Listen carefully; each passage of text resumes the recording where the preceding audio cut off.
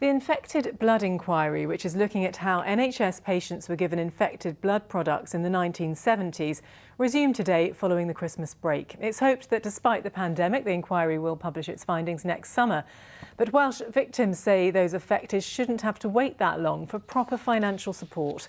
Richard Morgan's been speaking to them. Despite his health problems, Kirk manages to be an active dad, finding plenty of time to play with son Hayden. But when he was a teenager, he was told he might only have a year to live. As a baby, he'd got hepatitis from an infected blood product.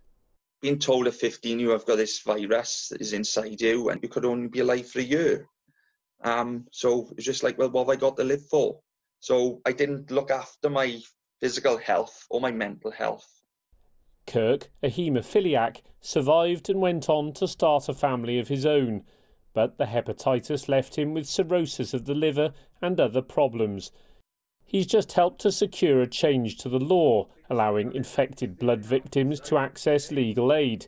He now wants the government to give them better financial support. We just like the government to do what Sir Brian has already called for and level everyone up and give us a bit of peace of mind. During the 1970s and 80s, more than 4,500 people were given viruses like HIV and hepatitis from infected blood products. Since then, more than 3,000 have died. A public inquiry, chaired by Sir Brian Langstaff, into what happened is due to report back next summer. Sue's husband Les, also a haemophiliac, was infected with HIV and died in 1990. She's currently not entitled to any Welsh Government support. We really want the Welsh to support everyone, like all the other nations, especially Scotland. Scotland has got a brilliant scheme and we would love to see that in Wales.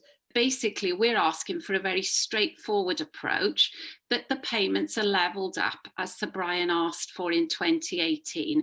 And those payments must include payments to widows and widowers because there's existing support for widows and widowers under the Scottish scheme.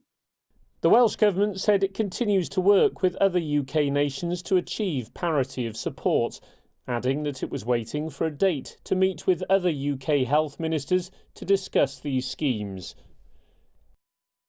Kirk's rebuilt his life but still faces challenges. He just wants to know there'll be something there to support his family if he can't.